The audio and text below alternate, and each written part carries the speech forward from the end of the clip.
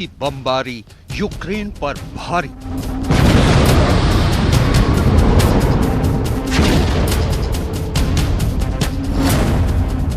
Putin का attacking plan decode.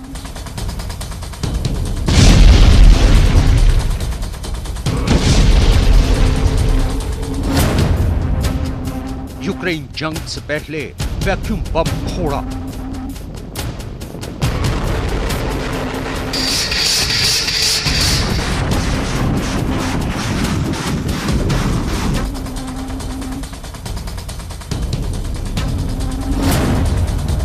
अब chemical war के लिए रूस तैयार।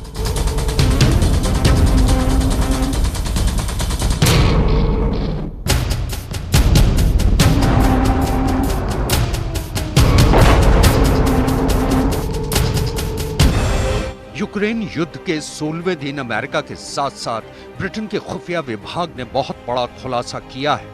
अमेरिका का कहना है कि रूस कीव पर कब्जे के लिए अब केमिकल वॉर की तैयारी में है।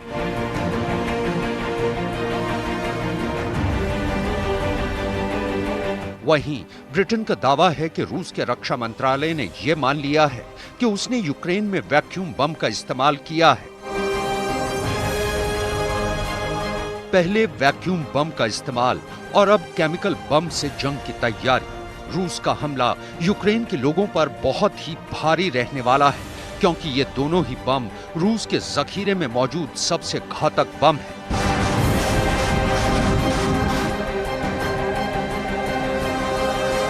अमेरिका ने रूस पर बहुत ही सनसनीखेज आरोप लगाया है। आरोप ये कि रूस यूक्रेन के शहरों पर केमिकल अटैक की प्लानिंग कर रहा है।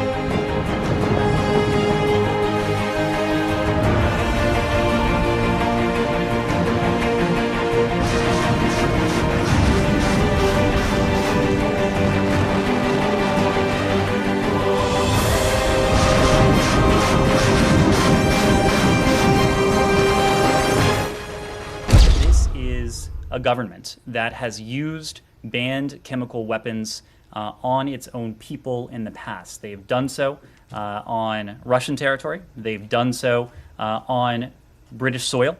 They have supported the brutal Assad regime, which itself has used banned chemical weapons on its people. So we know what this government will resort to, can resort to, has resorted to in the past. But the other element that gives us a good deal of concern is what we know about the Kremlin's tactics, especially its disinformation tactics. America के इस आरोप से पूरी दुनिया हैरान है, परेशान है, क्योंकि अगर यह दावा सही साबित हुआ तो यूक्रेन के लोगों की जान खतरे में है। यूक्रेन की हवा में बारूद का धुआं खुला ही हुआ है, अब जहरीली गैस भी मिल जाएगी।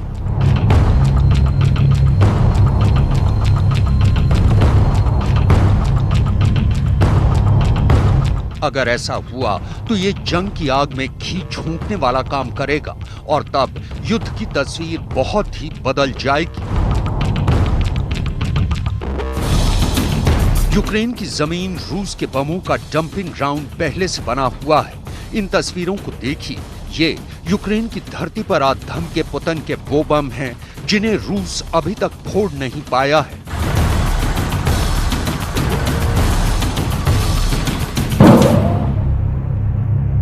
यूक्रेन का बम डिफ्यूजल दस्ता अब इन बमों को डिफ्यूज करने में लगा है।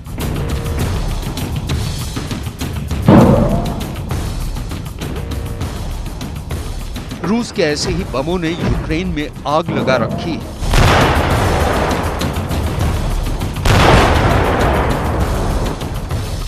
रूस यूक्रेन में हर तरफ से वार कर रहा है, मिसाइलें बरस रही हैं, बम के गोले यूक्रेन में आग उगल रहे हैं। मिसाल के तौर पर आप इस वीडियो को देख सकते हैं। ये वीडियो यूक्रेन के डोनेस्क का है, जहां रूस के हमले के बाद एक पाइपलाइन में भीषण आग लग गई।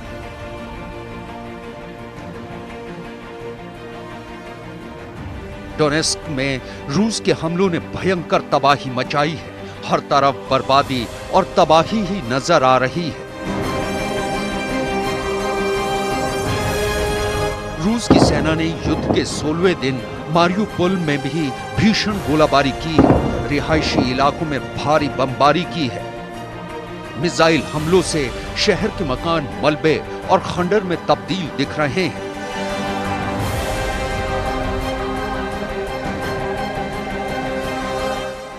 युद्ध के 16वें दिन भी रूस की सेना ने यूक्रेन के शहरों को निशाना बनाया। Kyiv, Irpin, Kharkiv, Mariupol, Chernihiv, Dnipro, Odesa, Donetsk, Luhansk और सुमाय में रूस के हमले लगातार जारी हैं।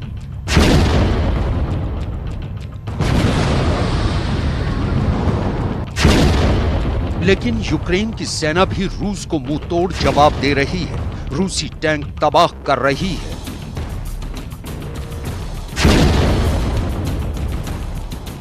यूक्रेन की सेना ने ड्रोन के जरिए रूसी टैंकों पर हमला कर दिया, जिसमें रूसी टैंक पूरी तरह से बर्बाद हो गया। यूक्रेन के हाथों अपने हथियारों की ऐसी बर्बादी देखकर पुतिन का गुस्सा 7वें आसमान पर पहुंच गया है। खबर है कि पुतिन ने अपने 8 जनरलों की छुट्टी कर दी है। दुनिया के सामने रूस और यूक्रेन के बीच युद्ध चल रहा है, लेकिन असल में पर्दे के पीछे ये जंग रूस और अमेरिका के बीच छिड़ी हुई है। पहले रूस ने अमेरिका के खिलाफ एक बयान जारी करके पूरी दुनिया को चौंका दिया। रूस का दावा है कि यूक्रेन की जमीन पर अमेरिका अपने जैविक हथियार विकसित कर रहा है। रूस का दावा है कि यूक्रेन में 30 से ज्यादा खुफिया लैब तैयार किए गए हैं, जहां केमिकल हथियार तैयार किए जा रहे हैं और उन लैब के लिए पैसा अमेरिका दे रहा है। लेकिन यूक्रेन के राष्ट्रपति ज़ेलेंस्की ने रूस के इन आरोपों को सिरे से खारिज कर दिया है। Мы адекватные люди. Я президент адекватной страны, адекватного народа. И отец 2 детей. И никакого химического или любого другого оружия массового поражения на нашей земле никто не разрабатывает. И весь мир это знает. Вы это знаете. И если вы сделаете что-то подобное против нас, вы получите жесточайший санкционный ответ. यूक्रेन के जवाब के बाद रूस के इन इल्जामों के जवाब में जब अमेरिका ने अपना मुंह खोला, तो उसने रूस को ही सवालों के कटघरे में लाकर खड़ा कर दिया।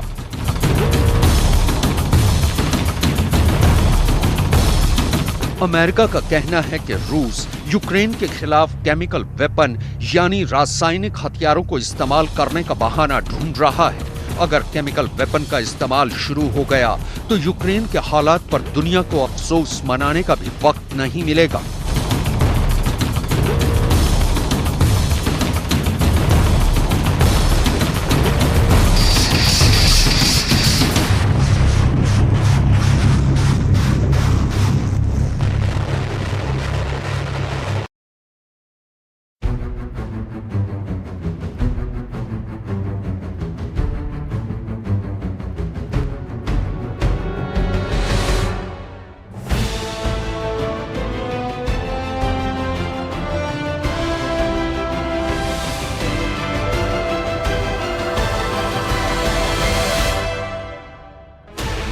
Sixteen channels, 15 languages, 26 states, 1,200 plus reporters, 66.9 crore viewers. India's largest news network, News 18 Network.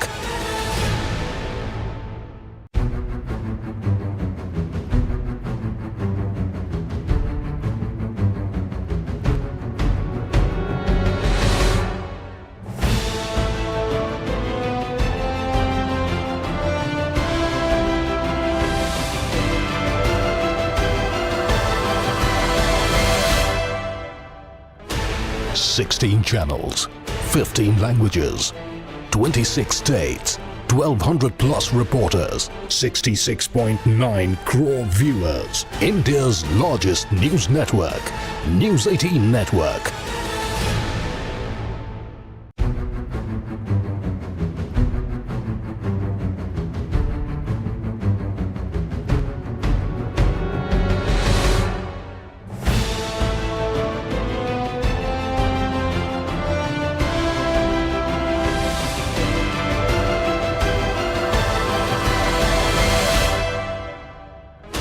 Sixteen channels, 15 languages, 26 states, 1,200 plus reporters, 66.9 crore viewers. India's largest news network, News 18 Network.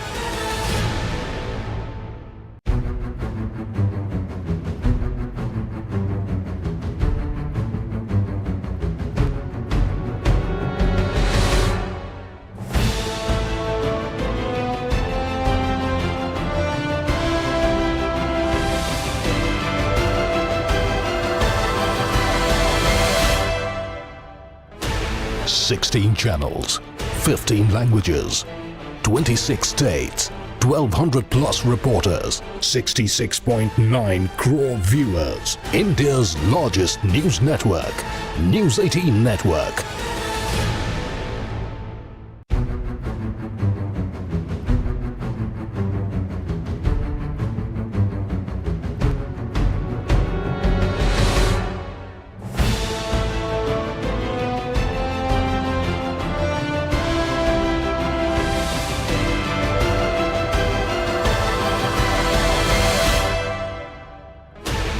Sixteen channels, 15 languages, 26 states, 1,200 plus reporters, 66.9 crore viewers. India's largest news network, News 18 Network.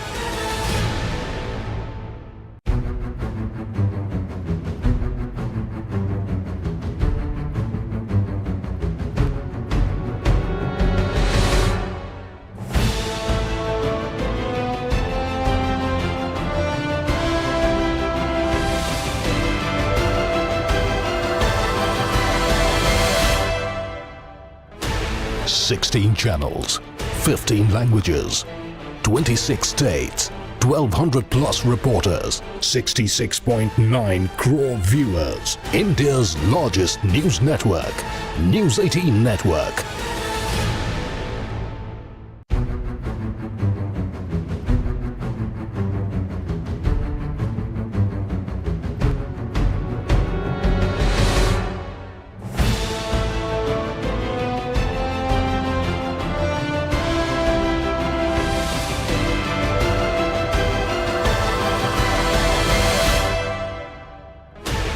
Sixteen channels, 15 languages, 26 states, 1,200 plus reporters, 66.9 crore viewers. India's largest news network, News 18 Network.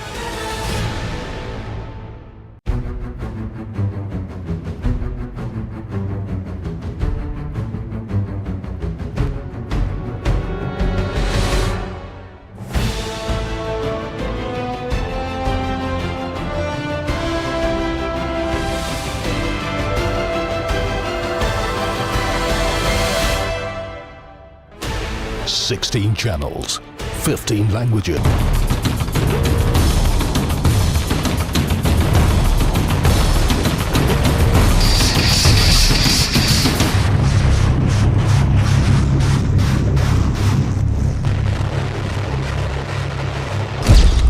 America का दावा है कि रूस में Soviet संघ के वक्त के रासायनिक हथियार अभी भी मौजूद हैं। इसमें करीब 40,000 मीट्रिक टन रासायनिक नर्व, ब्लिस्टर और चोकिंग एजेंट शामिल हैं। इसकी जानकारी खुद रूस ने दी हुई है। रूस के पास सरीन गैस है। जहर के मामले में सरीन गैस साइनाइड के मुकाबले 20 से 25% ज्यादा जहरीली है। रूस के जेनिक जखीरे में VX गैस भी है, जिसे वेनम एजेंट ऑफ X भी कहा जाता है। VX गैस साइनाइड से 2 गुना ज्यादा जहरीली है। रूस ने नोविचोक का भी जहरीला जखीरा जमा कर रखा है। नोविचोक गैस साइनाइड से 5 से 8 गुना ज्यादा जानलेवा है। ये खतरनाक गैसें हमारे दिमाग में नर्व सेल तक संदेश पहुंचाने वाले एंजाइम को निष्क्रिय कर देते हैं। इसकी चपेट में आने पर इंसानों की तड़प तड़प कर मौत हो जाती है। ऐसे में अगर रूस ने यूक्रेन जंग में जैविक हथियारों का इस्तेमाल कर दिया तो जो यूक्रेन अभी बमबारी का अड्डा बना हुआ है वो मरघट में बदल सकता है।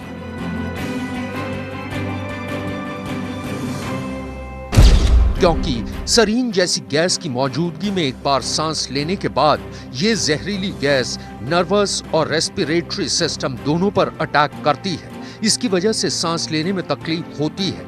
इसके अलावा तेज दर्द और दौरे भी पड़ते हैं। घुटन इतनी ज्यादा होती है कि दम घुटने से मौत हो जाती है। सीरिया युद्ध में इन गैसों की चपेट में आए लोगों का दर्द मिसाल बनकर पूरे यूक्रेन को डरा रहा है। अमेरिका के साथ साथ ब्रिटेन ने भी रूस की इस जहरीले युद्ध की तैयारी पर अपनी मोहर लगाई है। ब्रिटेन के रक्षा विभाग ने तो इस बारे में भी पर्दा उठाया है कि रूस ने यूक्रेन में वैक्यूम बम का इस्तेमाल किया है।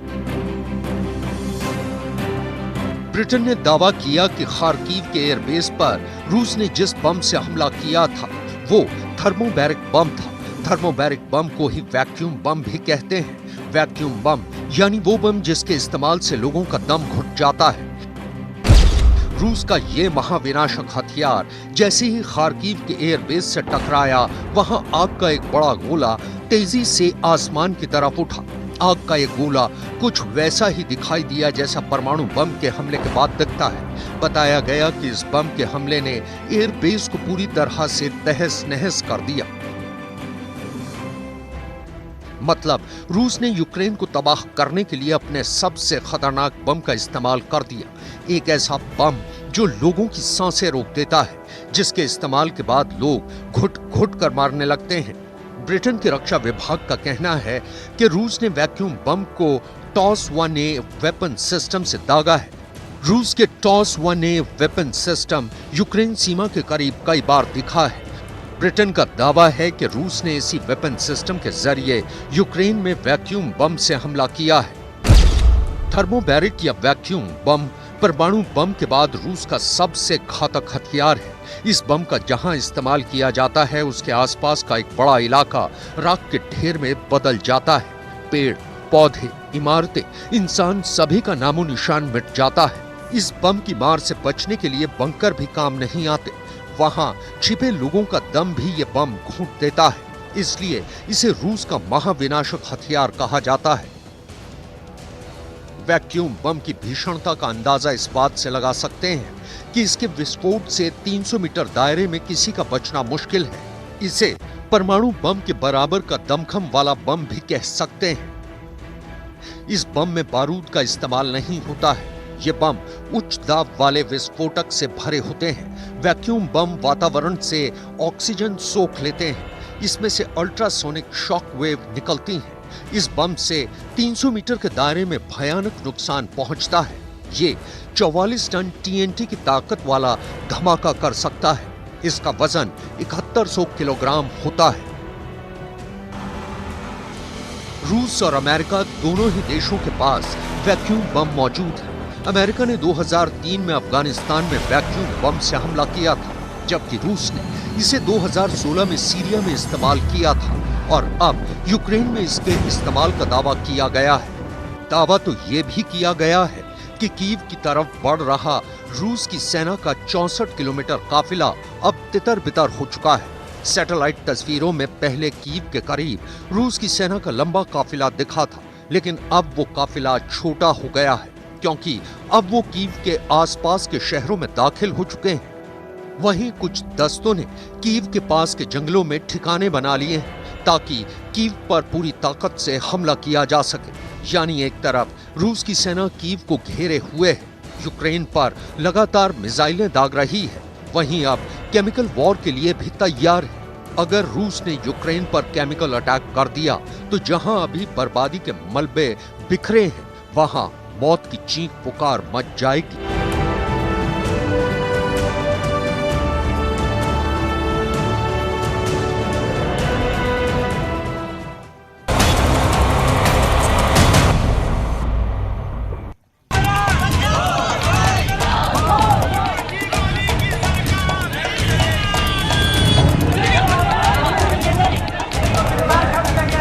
पाकिस्तान में चक्का जाम है। इमरान खान की सत्ता को उखाड़ फेंकने के लिए आवाम सड़क पर है।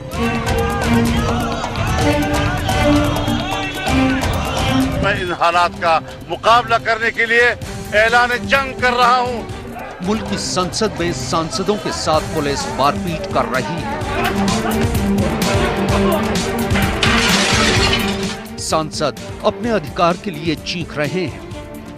मेरा वारंट क्या हुआ? हमारा घर, आपने हमारे घर में कैसे घुसा? क्यों वारंट है? आप लोगों के पास वारंट है?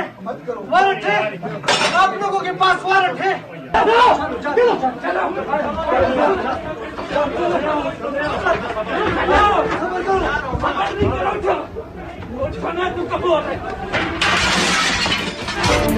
वारंट क्या हुआ? हमारा घर, आपने हमारे घर। लेकिन सुनने वाला कोई नहीं।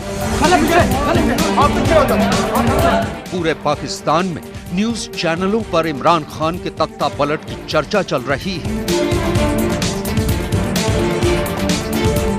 गंद पड़ा हुआ है सियासत के अंदर। अगर आप स्टेटमेंट सुन लें सियासतदानों की, पूरा विपक्ष इमरान खान सरकार के लिए एकजुट होकर लड़ रहा है। जो पाकिस्तान को जानते हैं, यहाँ की गंद वाली सियासत को पहचानते हैं, उन्हें पता है कि पाकिस्तान में एक पत्ता भी सेना की इजाजत के बिना नहीं हिलता। लेकिन अब की बार सेना ने भी हाथ खड़े कर दिए हैं। ये वही सेना है जिनके दम पर इमरान खान नियाजी सत्ता पर काबिज हुए थे, कठपुतली वजीर आजम के तौर पर। कि फौज का सियासत से कोई लेना देना नहीं है और ये ऐसे ही है और ऐसे ही रहेगा। And I would again request कि इसके अंदर अननेसेसरीली ना स्पेकुलेट किया जाए। इस वक्त पूरे पाकिस्तान में कोहराम मचा है। इमरान खान की सत्ता की चूलें हिल रही हैं।